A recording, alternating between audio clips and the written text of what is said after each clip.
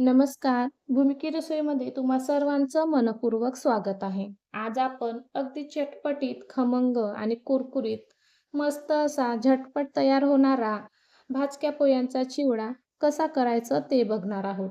तर video skip न करता शेवटपर्यंत बघा आणि आवडल्यास एक लाईक नक्की करा. चॅनलवर नवीन असाल तर सबस्क्राईब करा. चला तर मग जराही वेळ न घालवता लगेचच रेसिपीला सुरुवात करूया.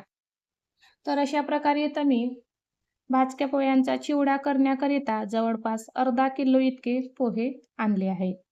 आता आपल्याला हे पोहे जवळपास 1 ते 2 तासासाठी उन्हामध्ये वाळू घालायचे आहे आणि नंतर या पोह्यांना अगदी स्वच्छ करून घ्यायचं आहे. कारण पोह्यामध्ये भरपूर प्रमाणात डस्ट किंवा कचरा असतो किंवा काही जळलेले पोहे सुद्धा असतात. तर हे संपूर्ण डस्ट आणि कचरा निघण्यासाठी आपण हे पोहे अशा प्रकारे चाळून घेऊया. आता इथं मी संपूर्ण पोहे सेम पद्धतीने चाळून घेतलं आहे. आता इथं आपले पोहे स्वच्छ आणि चाळून झालेली आहे. तर अशा प्रकारे आता आपले इथं पोहे साफ करून झालेले आहे.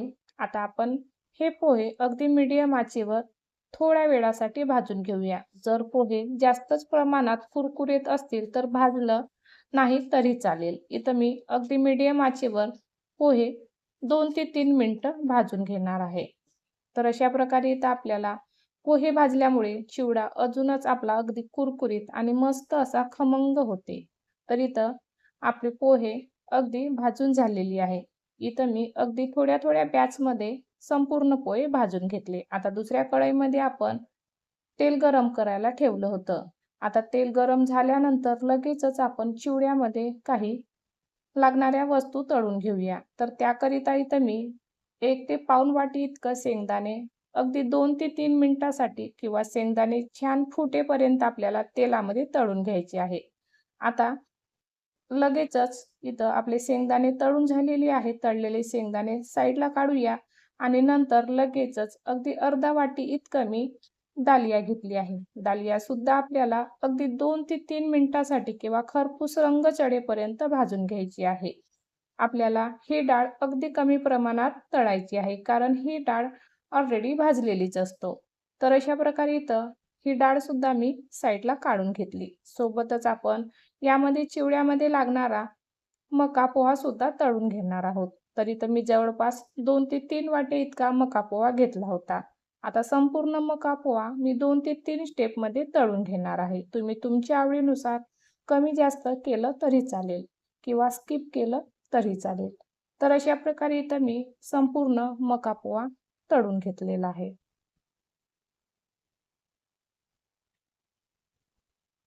तर अशा प्रकारे या चिवड्यामध्ये काही लागणाऱ्या वस्तू तुम्ही तुमच्या आवडीनुसार कमी जास्त केलं तरी चालेल. कारण चिवड्यामध्ये परफेक्ट असा मेजरमेंट नसतो. तुम्हाला कितपत वस्तू किती टाकायची आहे त्यानुसार तुम्ही स्वतः ठरवू शकता. आता सोबतच यामध्ये मी अगदी 10 ते 12 खोबऱ्याचे काप करून टाकले आहे. आता आपल्याला हे खोबऱ्याचे कापसुद्धा अगदी 2 ते 3 मिनिटासाठी किंवा सोनेरी रंग चढेपर्यंत तेलामध्ये तळून घेऊया.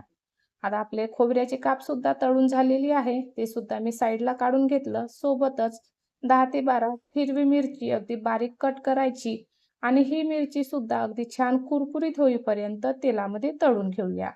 आता लगेचच मिरची सुद्धा आपली इथं मस्त अशी खमंग आणि कुरकुरीत तळून झालेली आहे. ही मिरची सुद्धा मी साईडला काढून ठेवत आहे. तर अशा प्रकारे इथं आपण मिरची साईडला काढून ठेवूया.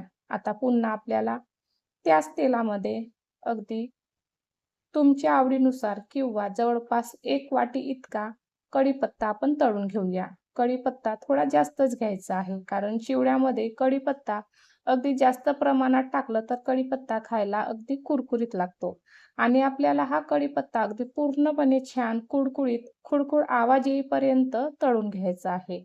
तर अशा प्रकारे इथं तुम्ही बघू शकता अगदी मस्त कढीपत्ता आपला इथं तळून झालेला आहे.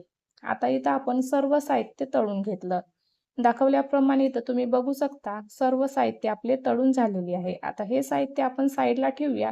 हे चिवड्यासाठी लागणारा सिक्रेट मसाला करूया. तर त्याकरिता 1 चम्मच बडीशेप, 1 चम्मच धने, अर्धा चम्मच जिरं, अर्धा चम्मच हळद, 1 ते 1.5 चम्मच लाल तिखट, चवीनुसार मीठ आणि अगदी थोड्या प्रमाणात आपण आमचूर पावडर घातलेला आहे. आता हे सर्व मसाले मिक्सरला बारीक करून घेऊया. तर अशा प्रकारे इथं आपला मस्त असा मसाला तयार झालेला आहे. आता लगेचच आपण एका छोट्या कढईमध्ये अगदी गरम केलेला किंवा जो आपण तळणीचा तेल होता तोच तेल आपण वापरणार आहोत. त्या तेलामध्ये अगदी 10 ते 12 इतक्या लसणाच्या कळ्या ठेचून घालायच्या आणि अगदी लसूण थोडासा सोनेरी रंग होईपर्यंत परतल्यानंतर यामध्ये आपल्याला जो आपण मसाला मिक्सरला बारीक करून घेतला होता तो संपूर्ण मसाला आपण या तेलामध्ये घालूया. आता आपल्याला हा मसाला अगदी 2 ते 3 मिनिटासाठी या तेलामध्ये छान परतून घ्यायचा आहे आणि जेणेकरून या मसाल्याचा पूर्णपणे कच्चपणा हा जाईल. तर अशा प्रकारे इथं आपला मसाला अगदी झटपट असा तयार झालेला आहे. कमी साहित्यामध्ये, कमी तेलामध्ये आपला असा कुरकुरीत चिवडा खूपच पटकन तयार होतो. तर अशा प्रकारे इथं आपण हा संपूर्ण मसाला पोह्यांवर घालून घेऊया.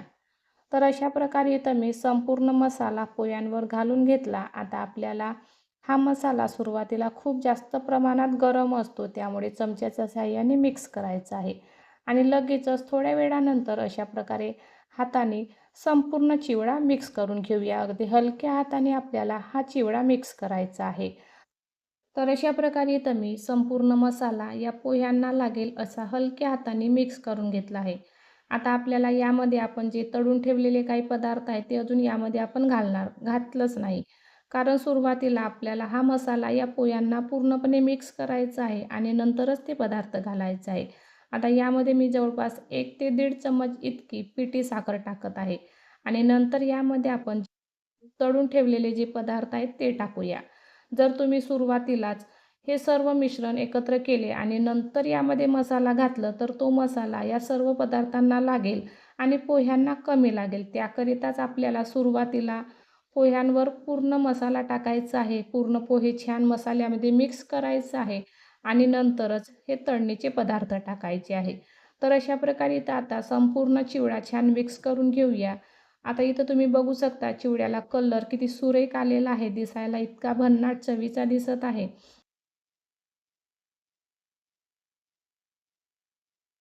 तर अशा प्रकारे अगदी कमी साहित्यामध्ये, कमी भांड्यांमध्ये आणि कमी तेलामध्ये आपला अगदी झटपट, कुरकुरीत असा आपला चिवडा तयार झालेला आहे.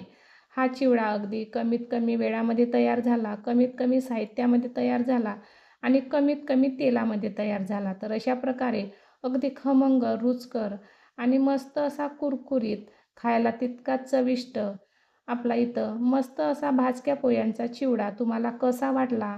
मला ते कमेंट करून नक्की सांगा आणि रेसिपी आवडली असेल तर लाईक करा, जास्तीत जास्त शेअर करा आणि चॅनलवर नवीन असाल तर सबस्क्राईब करा. चला तर मग पुन्हा भेटूया अशाच एका नवीन रेसिपीसोबत. धन्यवाद.